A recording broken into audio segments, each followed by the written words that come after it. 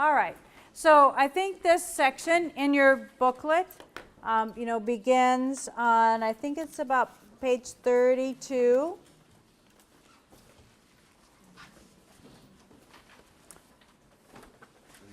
Okay. And, the title for this session is called Systems Thinking and the Evolution of Practice.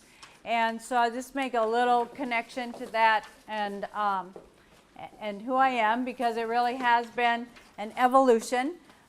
We were introduced to systems thinking and organizational learning. How many of you have read the book, The Fifth Discipline, are familiar with Peter Singe's work? And so, so we were, I was a principal in Tucson, and this was a little over 2 decades ago, about 24 years ago. And just happened that serendipitously, we were introduced, first of all to one of our retired citizens who then made connections for us. So, that was one of his favorite words. He was about 90 years old, and serendipity was one of his favorite words. But serendipitously, he introduced us to a number of experts in systems thinking, system dynamics, and we were quite, taken by the concepts and started implementing them. And, again, serendipitously, we're privileged to begin a relationship with Peter and have been working with him now for over 20 years. And, the work went from, one school to one district to, now we work with, hundreds of schools and districts around the world. So it has been an evolution. Okay, a little bit of an infection model, if you will, that and learning more and more. And if you're familiar with Peter and his work, you know that first and foremost, it was mostly applied in the corporate world. Comes out of the School of Business at MIT, and really applied by with Peter and a lot of his colleagues in businesses, little and big. Okay, all around the world. And so, of course, when we were introduced, and this was always a lot of those experts, their dream is that we would apply systems thinking in schools, and then, of course, then they would get all these workers, right? You talk about being college and career ready. If you talk to people in the corporate world, if you look at what the SCANS report says, if you look at 21st century skills. I mean, there are a number of sets of skills that say, in order for students to be college and career ready, they need to be systems thinkers. Okay? And so that is part of the work that we do, is training teachers how to develop systems thinking in their students. But what we also learned in the evolution of our practice was that if we're not practicing what we preach in the organization, you're not going to get nearly the bang for the buck. So the schools and the districts over the years that practice both systems thinking in their organization, okay, whether that's with project planning, improvement planning, strategic planning. When I was preparing this presentation, I kind of went back and forth several times between those terms, because it's all about improvement, right? I mean, we're doing whatever initiative we're doing, whatever project, we're after the definition of organizational learning, continually improving our capacity to produce the results we desire, right? That's what a learning organization does. They get better and better and better at producing the results they want. And right now in schools, I think we would say that we're doing some of that, right? There are some things that we've become better and better at.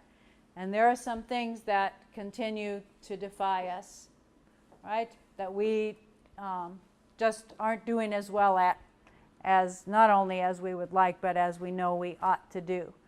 And so our work has evolved over the years, and there's a group of us originally funded by the Waters Foundation to do research and to have research projects across the country. And now we're at the point where we're working more on training others, based on our experience.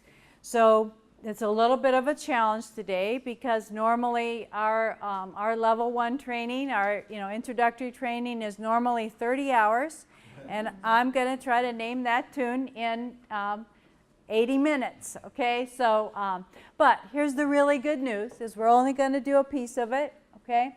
We're going to do the piece that is the habits of systems thinking, because if you know about the habits and you just start practicing them in every way you already know, okay, I'm guaranteed, I've seen it happen over and over again, the world will be a better place, okay? Because you'll ask different questions, you'll ask better questions, you'll increase your learning and the learning of others, as well as the tendency to take leverage action. And so, we're going to have just about 20 minutes. I'm sorry, I'll try to go back and forth and stand, down there a little bit too. But we're going to start with about 20 minutes on, so what are the habits of systems thinking, and how would they be tied to what we know about improvement planning, okay? And then I'm going to ask you to do a little practice with your, improvement plan, strategic plan, whatever, efforts you have in place right now to make some improvements, okay? I'm going to ask you to spend some time thinking about, and that's why you have that one graphic organizer. So what habits do you think you're already pretty good at, okay? They come into play pretty consistently. And which habits it's like, oh yeah, we haven't done that probably as much as we could have, and we could apply it more. And that's all done in the name of, building your awareness of what the habits are. And we'll report out to each other a little bit so that you can hear other people talk about where they would see a habit being applicable. And then we're going to probably only do one tool. We'll see. We're a little shorter on time the first time around, so we just concentrated on the iceberg. It's one of the tools that can be used to help you practice the habits of systems thinking. The other one's called the ladder of inference, and there are 2 tools again that I think we can, get to those in the amount of time we have, and have a little time for you to try them. We're going to kind of try them together, and so that you see how they work. And then, be ready for next steps. So my objectives are that, by helping you become familiar with the habits, that you'd be able to recognize them when you see them, all right, and you would be able to practice them yourself. And the same thing would be true about, again, we'll see how it evolves with participation and so forth. At least 1 tool, possibly 2. There are going to be some exemplars that I'm going to refer to from time to time. We work with hundreds of schools, and in the last couple of years, again, in this evolution, we're at a stage where what's tending to happen is that school districts take on a 2 to 3 year plan, and we work together with them in both a training and a coaching mode, so that they keep going deeper and deeper with their learning about and applying systems thinking. And so some of these districts have come on recently, from Portland, Winston-Salem, and then there are a number of others that are part of this consortium where we work together with Peter and provide introduction and then take the training further. A couple of them, Catalina Foothills and Tahoma, have been doing this for 20 some years. Okay, so their results, of course, at this point are a little different than the ones who just started. All right, but I want to show that it is sustainable. Okay, that they have sustained the work over a very long time. Rittner School District is the district I most recently worked in. Because I am I have to have my student fix. That's the only way I can say it. After spending 12 years working with the systems thinking group and being in a lot of schools and districts around the country, I was desperately missing being in the trenches, okay, and seeing if I really could practice what I preach. And so, I spent 6 years there as assistant superintendent, and because the superintendent was bound and determined that we would integrate these practices into the school district. So, I'll tell you a little bit about what we did and results that were produced. I'm not going to spend a lot of time on that, but but just to throw in some exemplars here and there so that you can know that there are real folks practicing this in real schools and getting real results. Okay? So just to start with, I just want us to have a common base of definition, because systems thinking means a lot of things to a lot of people. You can hardly pick up, a professional periodical at this point without, seeing some article about systems thinking here or there. It can mean a lot of things, and people have different definitions of it. So just for purposes of our conversation, this is what systems thinking means to us. Okay? It is about examining the whole, right? It is about understanding system behavior, though. So whether that's your body system, okay, your the solar system, the judicial system, or your school system, okay, or your school as a system, okay, your classroom as a system, your curriculum as a system, all right? It is about taking a certain view of those entities and looking at them from a systemic point of view, okay? So we'll get a little bit more into that. So our tendency would be, whatever system you want to think about, you hope your doctor is a great systems thinker, okay? You hope he doesn't just look at your sore elbow, okay, and that's it, okay? You hope he also asks you about other kinds of pains that you might have had in other parts of your body, and has this happened before, okay? And what's your blood sugar level and your exercise, habits, and you want your doctor to be a really great systems thinker. And so that we want to also, right? Because we're asked to diagnose problems on a pretty regular basis.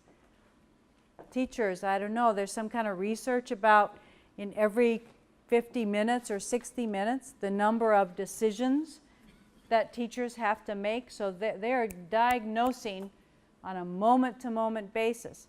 So we want them to be great systems thinkers, okay? Same thing is true of building administrators, same thing is true of district administrators.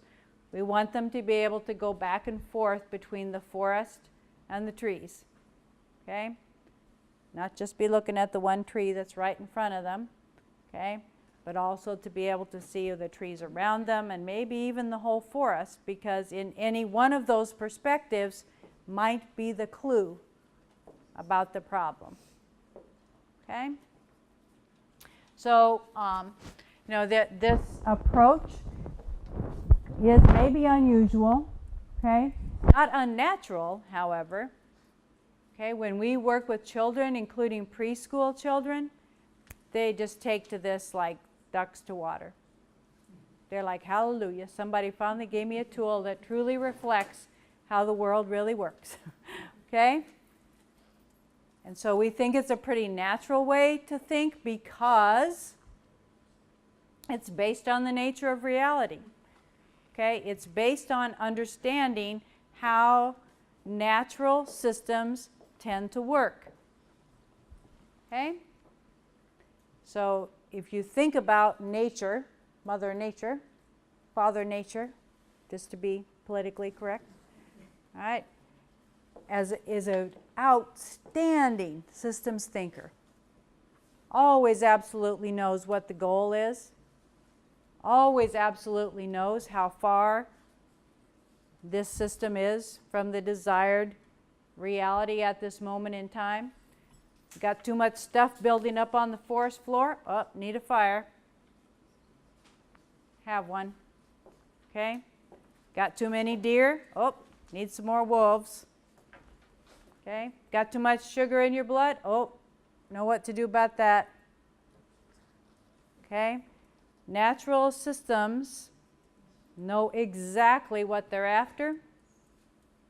Okay? What your ideal temperature, body temperature should be.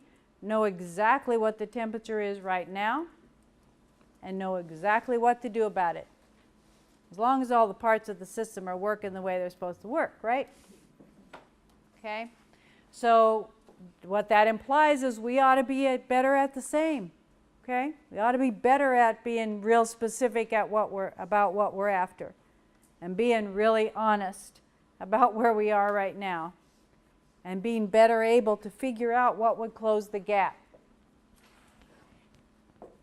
So that's sort of the why of systems thinking. And if we know about how natural systems work, this is the part that maybe is even a little more unusual for us. We have tended to look at problem solving as a linear, sequential kind of thing.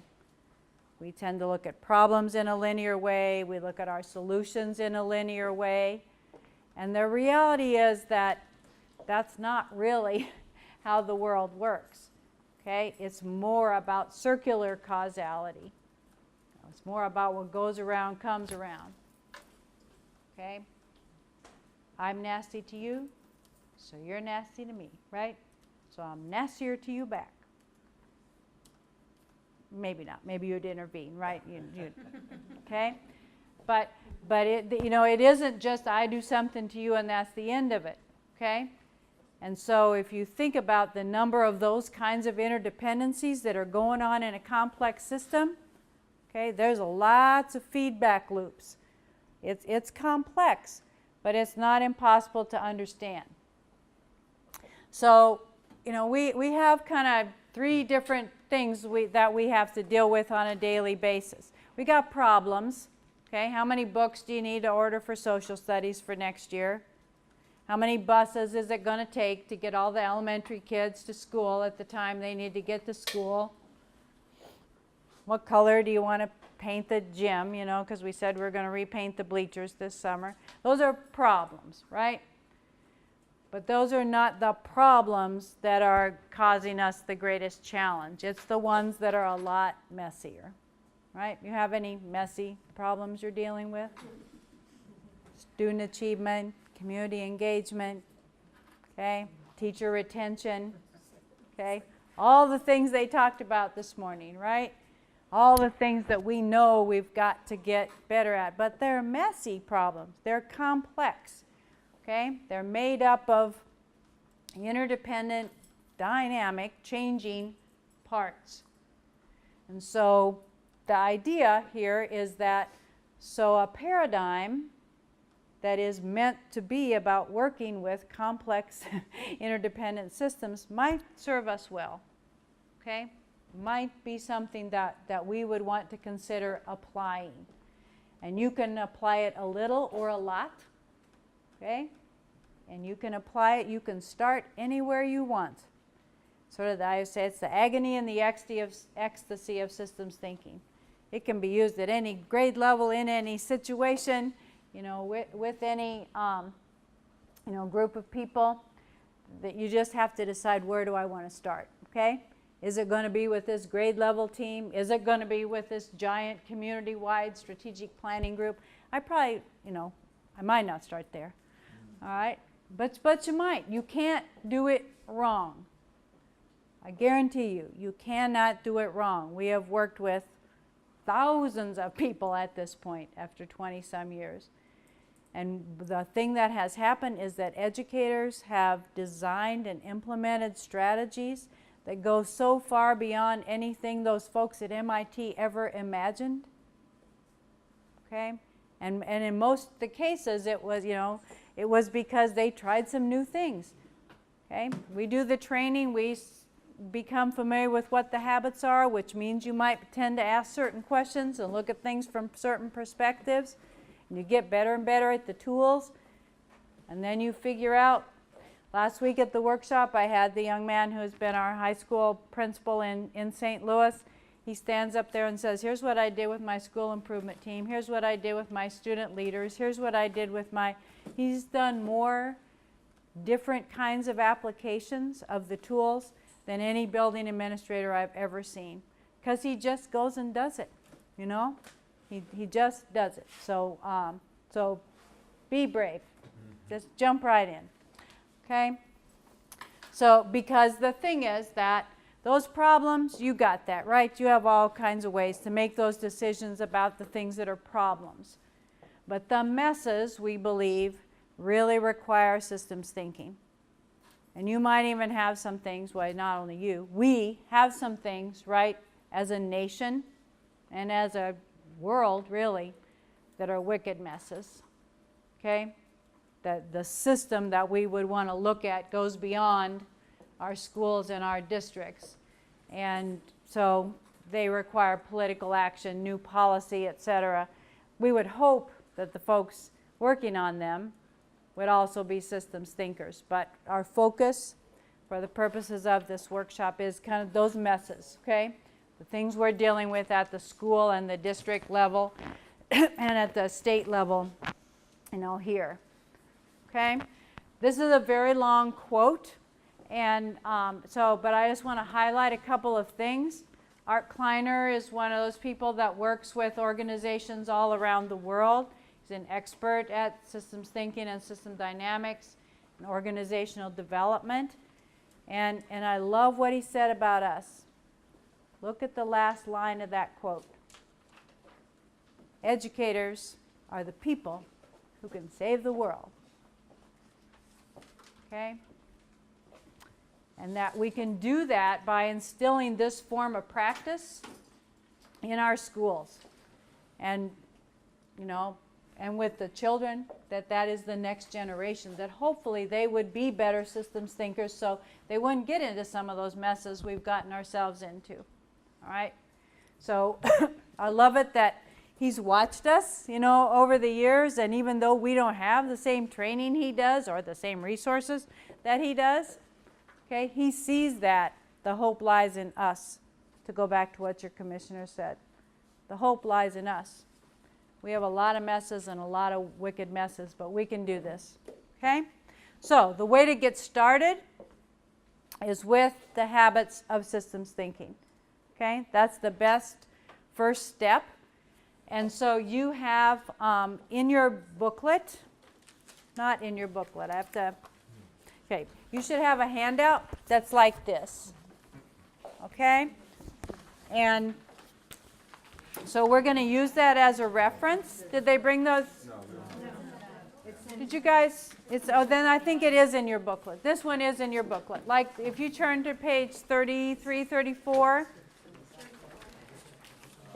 somewhere in your booklet and some are not. So that's why I'm trying to go back and forth. What page is it?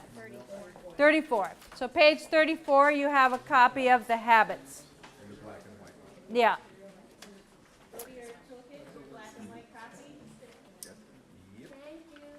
Okay, and we will figure out, there are ways that I could set up so you could access in a Dropbox or whatever the color copy of this, because it does, looks a lot more attractive. So, and I'll share a website with you later too, where all this is downloadable. Okay, so these are the habits of systems thinking, and we have again evolved them over the years. Because when we first started working, people would say, well, so what does a systems thinker do? And they would ask me, probably ask others too, so is being a systems thinker make things easier for you? Well, and you'll see by the time we get through the habits that it doesn't make it easier, okay? Because it means we're actually going to get in and try to figure out the complexity of the systems and why they are the way they are. But the thing is, you could not get in there, but it still is dynamic and complex. So whether you deal with it or not, it's there. But making ourselves practice the habits requires practice. So we're going to practice a little today, and then I'm going to encourage you to do the same in the future. So I have these numbered just only, for a point of reference, but typically, we don't even think about them, in an order. They are the habits of systems thinking. But in the order that they're in up there, this helps a little bit for explanation. So I'm going to give you just a little quick kind of run through, all right? So, so that you have a little bit of information about each one. The words that are there give you a hint about, what that habit, requires that you would do, as well as do the visuals, okay? So, so just going to take, 10 minutes maybe to go through so that you have a little idea about what each of the habits are. And then the best way to become more familiar with them is to start thinking about them in practice. Okay? If I were practicing this, what does that mean that I would do? And do I think we've been practicing it? Okay? Or do I think we could practice it more? All right? So the first one that's up there, systems thinkers seek to understand the big picture. And if I were going to underline something there, I'd underline the word understand. Okay? That it's not just about, and Michael Fullen and I have had this conversation because he wrote his book Systems Thinkers in Action, and it's all about bringing about big change. And so yes, that is system-wide thinking, okay, but that's not the same as systems thinking, okay? We're trying to understand why whatever system we're looking at, why is this school producing the results that it's getting? Why is this district producing the results that it's getting? Why are students and particular classrooms behaving in a particular way? So you can use it really about behavior, okay? But it really is that whole idea of behavior is about the system, the results that the system is producing. Okay, we want to understand it. So number 2 says, this made me think about this morning when they were going over this cycle. Just while they were talking about this, I started just from my own experience jotting down the habits. And first I had at least every one used once, and then I found out that there were a number of places that you could use the habit. So I'm going to refer to that just for an example for right now. So in the one that the district defines a problem of practice, okay, when you're defining your problem, one of the things that we would hope that you had done if you're a systems thinker is that you looked at patterns and trends over time, not just the data at this point. Okay? Because for the purpose of understanding the data we have right now, looking at the past 5 years, 10 years, however long you think you need to go back in order to see the trend, that's useful information. Okay? Also, as we go into that part of the process, and especially as we begin to think about solutions, we want to have a systems thinking attitude. Systems thinking attitude says this is not about who can we blame for this. Okay? It's not about whose fault is this. It's about what structures are producing this behavior. What structures in our system are producing this behavior? And that's practices, policies, programs, and especially because we are mostly involved with human systems, okay, it's also about attitudes and beliefs. Whether that's the attitudes and beliefs of students, staff, parents, okay, but all of those are structures in a system. So when we're systems thinkers about school systems and about schools, we always look at attitudes and beliefs. Mental models, they're called, okay, which is another habit down here. Okay? In systems thinking, we know that mental models are incredibly powerful, that they have a huge effect both on current reality and the future. I think that word, the future, didn't show up on the slide. Does it show up on your handout? Yes, okay. So sometimes when you turn something into a PowerPoint, it changes it. But so first and foremost, we would recognize that. Okay? So when we're looking at patterns and trends, we might go, and what have people's perceptions of student achievement been? Okay? Sometimes I'll say to a group, so I want you to just make a little line graph, and I want you to draw your perception of students' ability to learn in the last, depending how long you've been around in this world, okay? 5 years, 10 years, 20 years, whatever. because I'm trying to surface their mental models about students' capacity to learn. Okay, because that's an aha for me. If I'm going to, do some PD with them, or I'm, trying to work on a particular thing, getting those out on the table to begin with is really helpful. Okay? Teachers will say to their students, the first day of math class in the 6th grade, I want you to draw me a line graph of your success in math since you started school.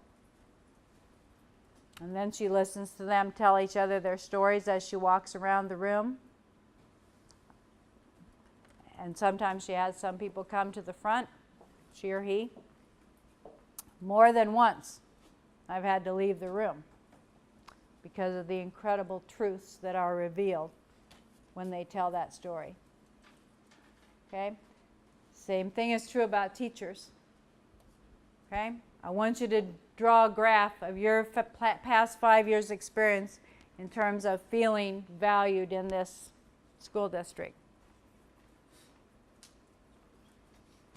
Tells a lot. Okay? So, but that's what systems thinkers do, because if I'm the person who's facilitating, knowing people's perception, the pattern and trend for them over time, okay? I'm surfacing and testing assumptions.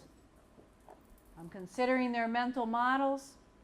I'm recognizing that a system structure affects its behavior.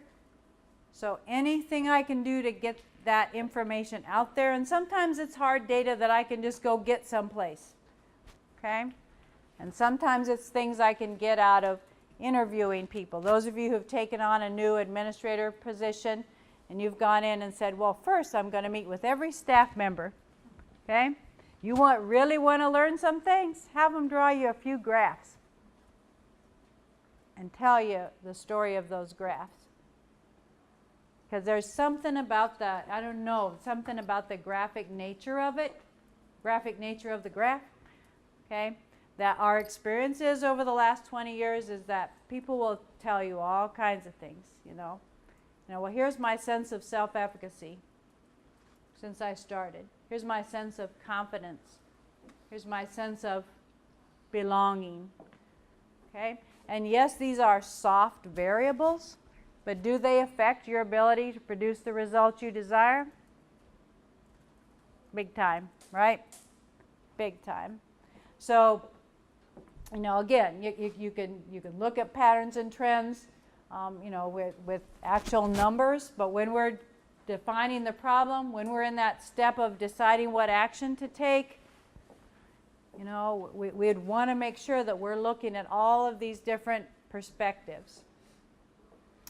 Okay, and all of this is intended, we're building an awareness. Okay, we have this awareness to start with. We want to understand the big picture. We know we need patterns and trends over time. We know structure creates behavior. We know that what goes around comes around. These are awarenesses that we have as systems thinkers. Okay, and so to increase our understanding, we're going to get some different perspectives, right? Whether that's, again, with graphs, interviews, anything you do. You don't have to know one more thing about systems thinking. But if we're looking at the problem, or we're looking at the vision, or we're looking at the solution, getting multiple perspectives to increase our understanding about what it is that we ought to do is good. Surfacing and testing assumptions about the problem or about the solution is good. Now, all of that takes a little time, right? But you have plenty of time, right? Okay. So the next one there that says, resist the temptation to come to quick conclusions. This probably goes back to that problems and messes and wicked messes thing. You have to decide where you're going to start, okay, practicing the habits of systems thinking, and you can't practice them everywhere right away, all right? But you might be thinking of what are some of the places where we cannot afford to keep doing the same thinking we've been doing about this problem. Okay, so that you're starting in some places. Jim Waters, who supports this work, would say to us, you got to decide where you're going to drill the deep wells. Okay, but there are some places that unless we go deeper, we're just going to keep perpetuating the same kind of thinking about this. Didn't Einstein say a problem cannot be solved by the same kind of thinking that created it? Okay, and it is a lack of systems thinking that has created a lot of our problems, partially because we didn't know about what goes around comes around, or at least we didn't acknowledge that it was going to come around. All right, we didn't surface and test assumptions. We came to really quick conclusions because, there was a lot of people expect us to do things. All right. And what we did really wasn't the leverage. We know that with leverage, you can move the world, right? So that's part of what we're trying to get better at. We want to get better at identifying leverage actions, not a bunch of actions done in isolation, okay? But leverage actions, the ones that are the most likely to get us the greatest bang for their buck. And that can only happen if we really understand the system. All right? And then those last four across the bottom, that really comes when you're at that action stage and you've decided, okay, we know what we got, we know what we want, we know what action we're going to take, then asking ourselves, and what might be both the short and the long-term consequences of this. These are the things we can expect pretty quickly. These are the things that's going to take longer. And oh yeah, these are some of the other things that might happen. Okay? And that's that circular causality thing. So people's fear of failure when we're taking on a giant, wonderful as it is, brand new thing. Okay? People's resistant to change. Also thinking about those kinds of things and how could we be prepared for them. All right? And also, anticipating the time delays and helping people be ready for that. It'll probably take you a while to put this new strategy into place. So first you're going to do it pretty mechanically, and then you're going to get better and better at it, and then you can start adapting it. But we're not going to give up and throw out the baby with the bathwater, as we've tended to do in education, right? Because it doesn't produce the results we wanted right away. What would be a reasonable timeline, for us to anticipate? And the final one there, one of the most important ones, systems thinkers check results on a frequent, consistent basis. Not a giant plan that we check on 2 years from now and see whether or not it produced the results we wanted.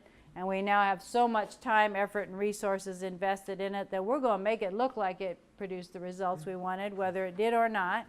I know maybe you've seen some of your neighboring districts do that. Not you, right? So we have to get better at that. Because if you think of your system here like a thermostat or a GPS, okay? Those are systems that work really well. They have a very clear goal. They're very able to measure exactly where they are right now. And their adjustments, okay? Does your GPS wait until you're 20 miles off course before it tells you to change direction?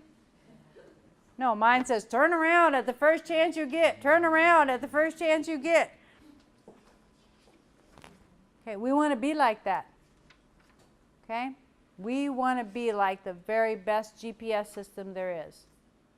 Really clear goal, really accurate measure of where we are, and make adjustments, little adjustments, because that takes a lot less effort than wait until you're 20 miles, 30 miles, 50 miles off course, and now you have, a lot to get back. Okay? So that's a very quick introduction to the habits, and I think the very best thing is for you to dive in and just start thinking about them in relationship to whatever improvement planning process you're kind of embedded in right now. So whether that's a project, or your school improvement plan, or your strategic plan. So you have a graphic organizer. And want you to, if you're here as an individual, you're fine to just do this independently if you want, or if you want to talk to your neighbor. But what are 2 or 3 habits you think you've demonstrated? Okay, and what result has that produced? All right, and then at least one habit that you think, I think if we started doing this one, that would also get us some better results. Okay, so we're going to take about 10 minutes for you to think about them. I'll walk around and listen and watch and see how far along you are. But I want you to get a context in mind, some improvement effort that you're really involved in. And if it's not your school or your district, could be at your church or your community, okay, could be any improvement effort. What 2 or 3 habits do you think you're practicing, and how's that working for you? Okay? And then at least one habit you think you could do more or better. Everybody good with that? Okay, so I'll just walk around and see how you're doing and listen. I'm glad to answer any question. You want a clarification about a habit or an example? Attention back, because I want to have time to for us to try one tool that will also help you practice the habits. So just to make this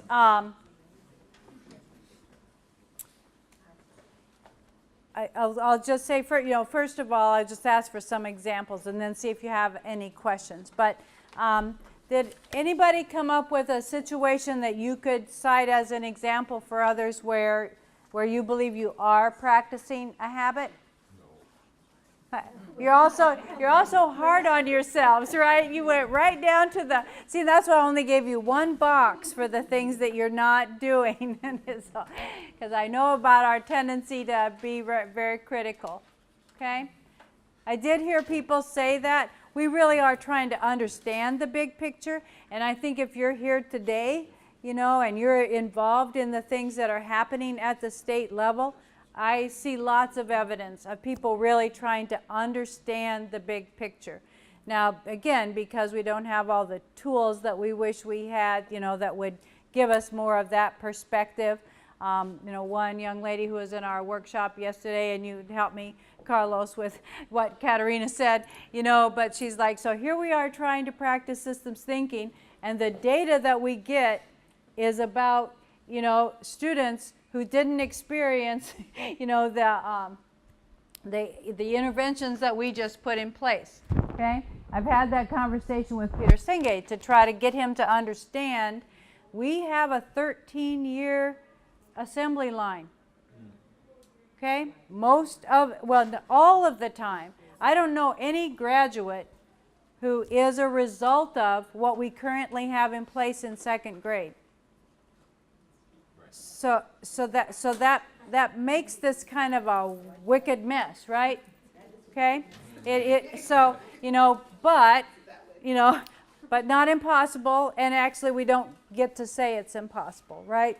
So we have to figure that out. What do you do in a system that has a 13-year assembly line? 14, 15 if you count preschool, right? On the one hand, people would say you had 14, 15 years to get it right. Okay. On the other hand, because of our propensity for changing things, throwing out the baby with the bathwater, etc. Maybe one of the things that we ought to do systems thinking about is, okay, resist, right? Yeah. Resist the urge to come to a quick conclusion, okay, before we throw this out and start all over with a brand new program. Okay. Is it these guys over here are talking about if their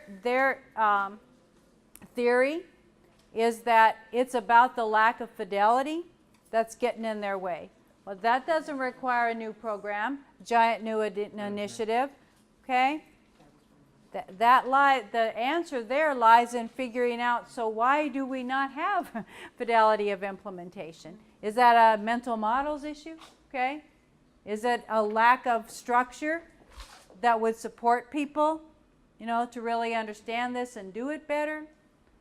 Okay, so I'm sorry to borrow your, you know, your analysis, but it was a great example of, so when you're surfacing that problem of practice, if you will, you know, they said, you know, we think we're doing this, okay? We're not going to come to a quick conclusion because we've done that so many times we're dizzy, right? Right? And we have all of these unintended consequences that we can see in our district from all the quick conclusions we came to before.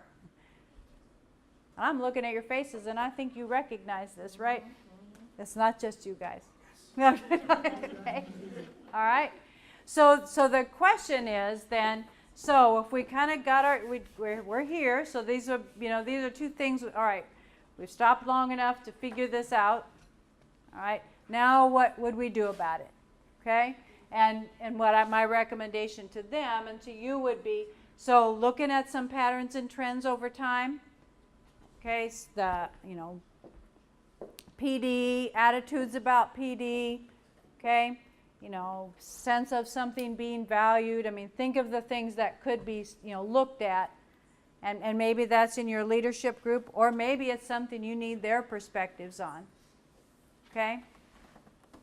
So we get all the science teachers together. So graph for me over the last 5 years your perception of your ability, you know, to implement this curriculum effectively. And now tell the story of your graph. That's what we do with the graphs. Okay? I'm a former math teacher, can you tell? Right? Graphs tell me the story of your graph. And I'm telling you, all kinds of truths will be revealed. I've seen it happen 1,000 times. Because you're representing it, and there's a lot of research behind this, right? About the whole idea of the use of visual tools. And it's with adults as well as with children, representing something visually and then talking about it. All kinds of mental models get surfaced, okay? All kinds of ahas. And the thing is, in a complex system, it lets you take in the richness of all those perspectives, and most often in complex systems, the leverage lies, again, this is a Stephen Covey thing, in multiple small actions taken consistently over time. Not some gigantic multi-million-dollar project that we're pretty sure will be the answer to everything. Okay? Very seldom has it been. All right?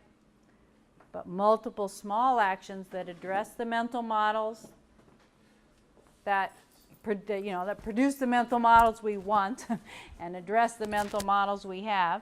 Okay, again, it's a GPS, right? Okay? Could we adjust attitudes and beliefs a little bit? Could we adjust skills a little bit? Okay? Could we get some parents involved and now they know a little bit more about how to support us in this thing? You know?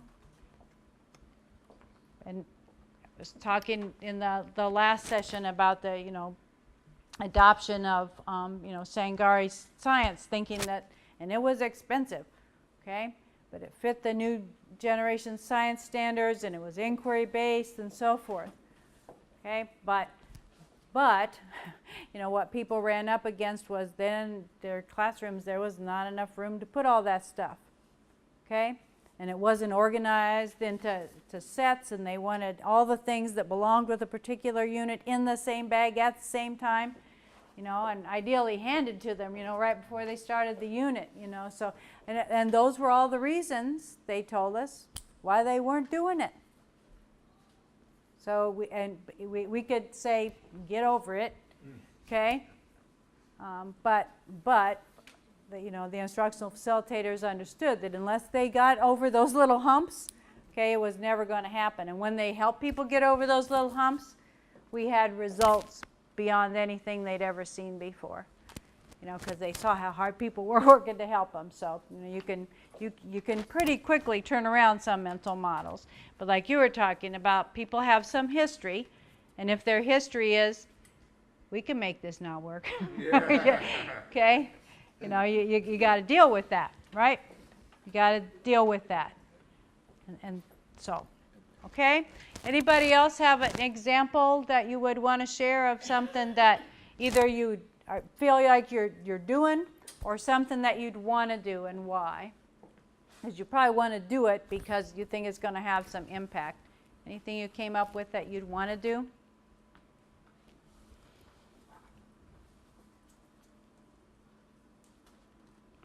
Okay. So the habits are useful. You know, the people who've been doing this for over 2 decades, you know, would say to you, you know, how do you get habits? You have to practice them on a regular basis, right?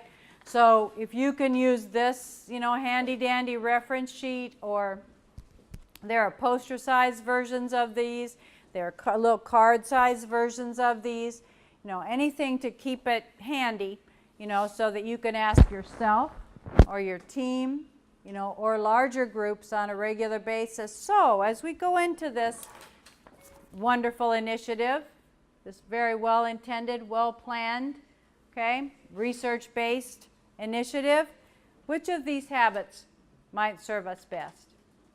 And what would that look like if we were practicing it? Okay, so it's a pretty simple strategy, but you're developing in yourself and in others these habits. Okay, and what we've seen over time is that, you know, and with significant results. I want to just go to, those school districts. Okay, school districts that, you know, Catalina Foothills and Tahoma have sustained this work for now over 2 decades. And despite changes in demographics, despite all the things that come down the pike on a daily basis to challenge us, have kept high results and or improved their results in both cases. Okay, Rittner School District, been at this for now about 6 years. The only school district with those demographics that's fully accredited in that area of St. Louis. Okay, and those demographics include majority minority population and 80 to 90% free and reduced lunch depending on which school you're in. Okay, so now, not that systems thinking is the only thing that any of these places do. It has to be married together with what we know about best practice. Okay, but because there are a lot of packages out there that people are trying to sell us, okay, then we think probably more than ever we need to be really clear about what we think we want, right? Because everybody's, even though all they did was change the cover on the book, it's now totally aligned with the Common Core standards. Okay, and it includes strategies for RTI, right, and ELL students. Okay, so now that means the booksellers are doing some pretty good systems thinking, right? They know about the patterns and trends, you know, so and what we have a tendency to do. So we have to stop doing that, okay, and really be better at figuring out what we want and need so that we go, not buying that, okay? Not until you put something together that, you know, really is going to work for us. Okay, so I want to have us walk, I keep saying walk, swim down the iceberg, you know, for 10 or 15 minutes here, because the iceberg image is probably one of the best metaphor to use for practicing the habits of systems thinking. So the copy that I had them make for you, you know, you have an iceberg image in your book and a little article that goes with it that kind of explains about it, but this one is visually attached to the habits. So so I want to, you know, say a few things about it generally and then walk us down through it specifically. So, you know, the iceberg, what we know is at the tip of the iceberg, that's what's above the water line, right? It's what you see. And when you're thinking about systems, okay, so it's what we see. We see that there's more deer running across the roads now than ever before. Okay? Wonder what some of the patterns and trends have been over time in terms of the deer population, the grass, you know, growth, the water, supply over the last several years, the number of wolves in the area. Okay, you could think of a number of things that you could look at in terms of patterns and trends. And what are some of the structures that have created that? Okay, what are some of the structures of that system that might have contributed to that? The way we issue hunting licenses, okay, the degree to which our roads and our houses are now in what used to be their playground. Okay, so we could look at the different structures, the mental models that contributed to that. If I have the money and I have the inclination, I could build my house wherever I want. Okay, so that's like a nature example. And the idea is that the deeper you go below the surface, the greater the learning.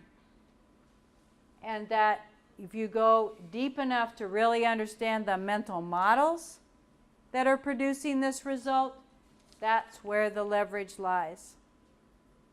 Okay, so that habit that is about uses knowledge of system structures to identify leverage, what that implies is that systems thinkers know the most powerful structure in a human system, mental models. Okay? What I think is important, what makes me a good teacher, what's valued by my principal. I've seen this change before, and if I just hang on long enough, it'll go away. Okay? They're not paying me enough to do all that inquiry-based science stuff. Right? These kids are never going to get it anyway. Right? But we could go on and on. But those mental models, in most human systems, those mental models, and this is huge for our PD folks. This is jahugic, as my sister would say. Okay? That piece, there's a reason that piece of the iceberg is the biggest piece. Okay? Is because it has such influence on the structures we put in place, the patterns we see over time, and the results that get produced. Okay, so we got to go there, I think. All right, again, not to see, so which of you don't believe in kids? Exactly. Okay, not for that reason. Okay, but to assume that there are some folks out there who are afraid to believe in the kids because they have no confidence in their ability to deal with it. If I acknowledge that you're capable of doing every one of these things, I got to get you there, right? So now I'm taking the positive assumption that all people want to do well, right? I know there might be a few folks who really just plain don't believe in the kids, okay? But a lot of that comes from fear of failure, okay? A lot of that comes from fear of knowledge about how to, deal with diverse populations and so forth. So, I always have to work on that one because it does frustrate me. But, frustration is not a leverage action. Blame is not a leverage action. Okay? So I want you to think down through the iceberg, and because of time, I just want you to shout out. This is a protocol that we use, and so just go ahead and give us some responses. So I'm going to use an example of starting at the top of the iceberg and then working our way down. So I'm going to describe to you what I saw when I first went to the school district in St. Louis. Okay? I'm going to tell you at the event level. And then what I want you to think about is, so what are some of the patterns?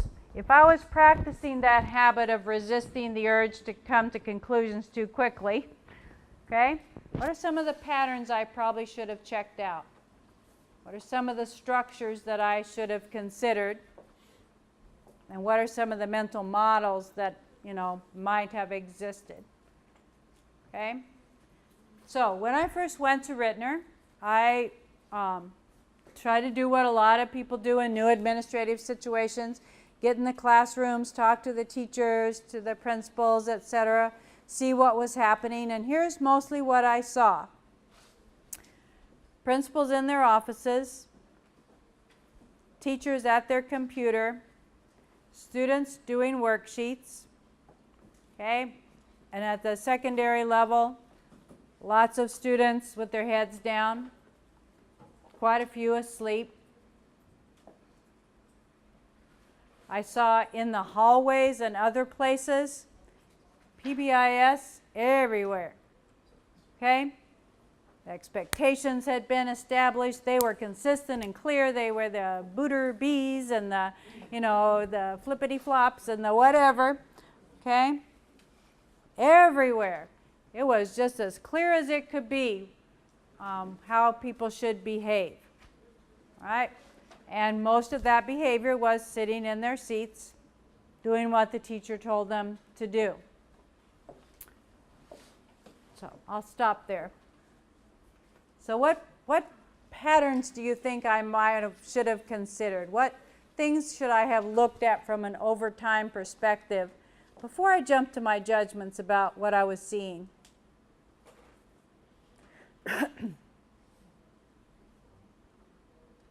What patterns might have contributed to that end result?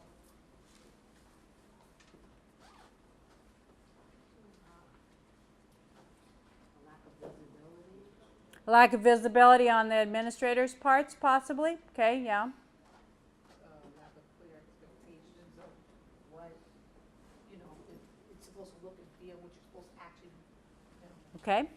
Okay. So, yeah. So if we were graphing, clarity of expectations would be down here. Visibility of administrators would be down here. feedback on performance. Okay. Feedback on performance. When we're working with little children, we say, so can you show me with your hand how that graph would look? Right? So, feedback about performance. Lack of, I don't know why I say lack of, but, buy-in and articulation from the students and the teachers on that tie into the PBIS. You know what I mean? Yeah. You know what I mean? Like, what does Yeah. it mean to Yeah. really be that, whatever you said it was? Okay. What does that translate to Okay. as it impacts, our day-to-day interactions with each other? Okay, so some shared understanding, shared perceptions about what positive behavior, systems look like. When did they start the whole process? Okay, yeah. Okay, when did they start PBIS, and maybe the training that went with it. Okay. Okay, who was involved in that? What is the teacher's understanding of active student engagement? Okay. Okay. What is the definition of student engagement? And I'll tell you that did turn out to be one of the keys. Okay. All right. Okay, so again, I'm kind of reading body language and saying that you possibly can relate to some of this. So what we typically say to folks is that, so even with just this very short introduction to the habits and the use of the iceberg, okay, the use of that image, that what we're always trying to do is we're trying to go deeply enough. You have to go deeply enough in the analysis of the problem, right? And deeply enough in the analysis of the actions we're going to put in place that you're more likely to produce results. Now, what is the problem with trying to do all these things? You have a lot of extra time on your hands that you can just now start doing an iceberg analysis about every single thing. I know, right? Okay, so part of what we have discovered over the years is that, and just trust me on this, okay? It does not matter where you start. Okay, you don't have to start trying to apply this to every single thing, nor to the biggest problem that you've ever had in your district or the biggest project that you're about to take on. But what we would encourage you to do is to try it somewhere. Okay? It is a Nike thing. Just do it. Okay? Just start thinking about what do these habits mean that I would do, and mostly what that means is what do these habits imply, what questions might I ask? Okay? What questions might I ask that would help to increase our understanding of the system that we have or the system that we want? Okay? So what better questions could we ask? And again, this is not instead of your normal improvement planning process or your normal strategic planning process. It's start applying systems thinking habits to that process. Okay? Take whatever your steps are, and at any point in there where it makes sense for you to be the one in the room who says, and I wonder what other perspectives we might need on this. I wonder what the patterns and trends have been. I wonder what the unintended consequences might be. Okay, we would encourage you to do that. So I want to talk a little bit about the places that have done this. Okay, so we have hundreds of schools that we work with, but I chose to pick these folks out to give you some specific examples. So the first two there are two districts that have been using systems thinking now for more than 2 decades. Okay, so they are at the point after that much time where pretty much any student, any staff member, any teacher, any administrator, and a lot of parents, probably depends on the school, would be the ones who would ask the kind of questions I'm encouraging you to ask. And the results of that, because they practice the habits, because they are both districts where if you walk into any classroom, any room, you're very likely to see posters of the habits. You're very likely to see people with the habits cards in their hands. Okay? In this case, this is a district that was, very high function. This is the district where we started this work when I was a principal. But what has happened over time, the first question that, the first backlash we got was, any change from the traditional, that they might not continue having great results on their tests.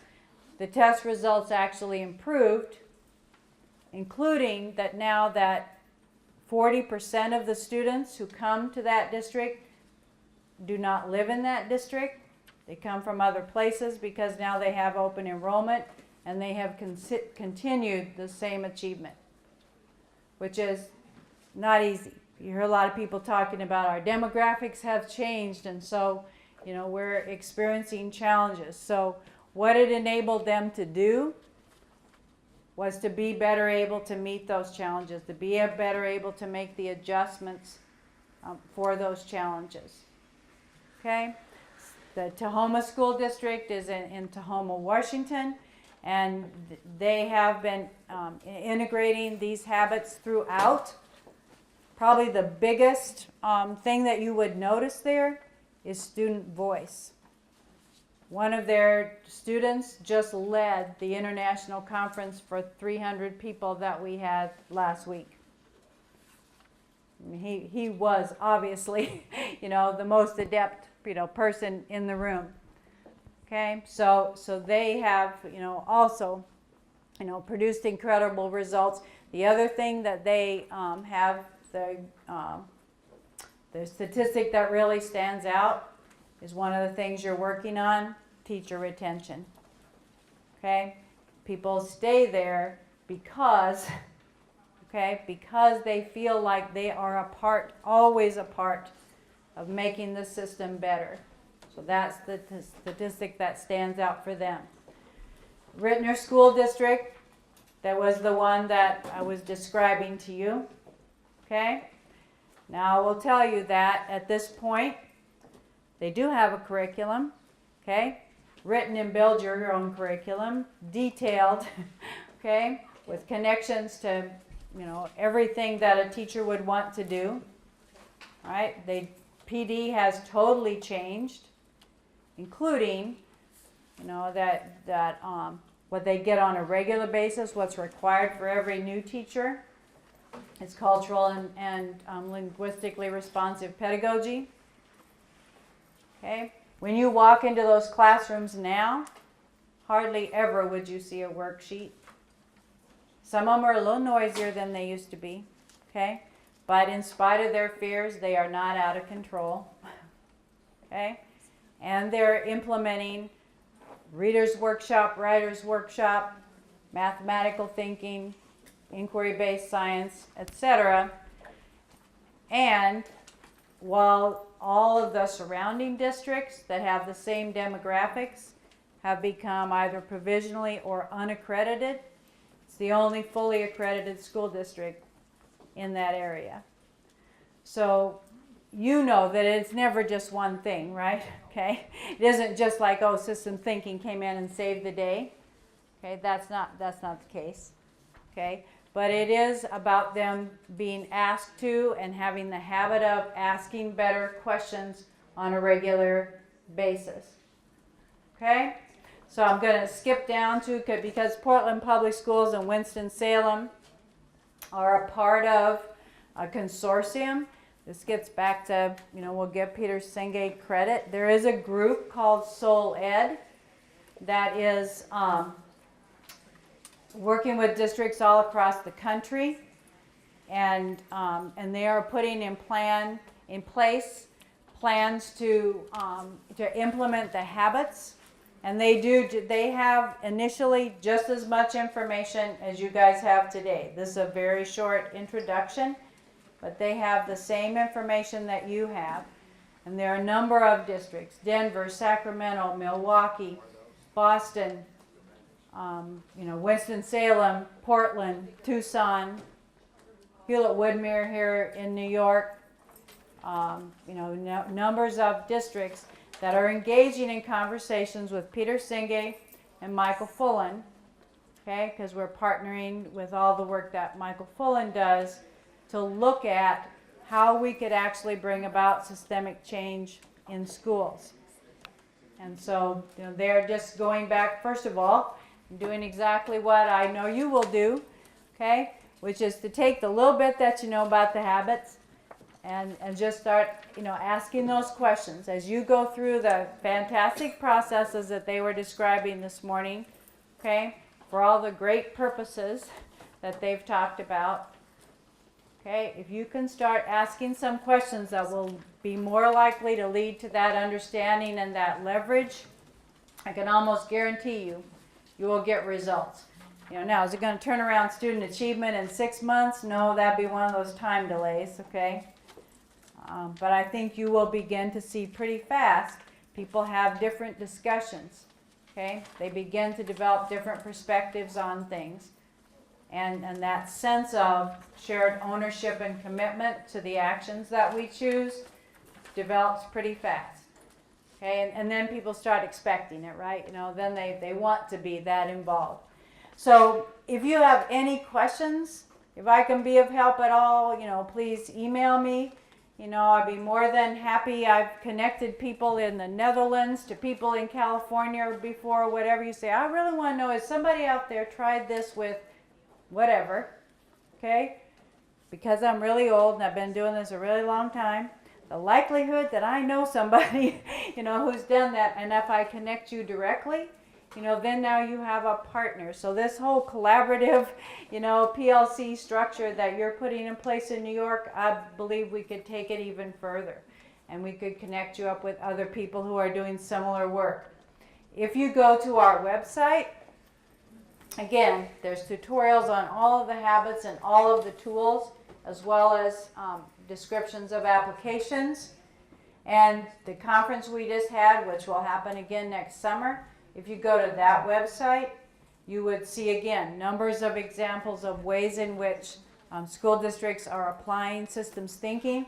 And it's a wonderful opportunity should you choose to attend that, or just even participate online.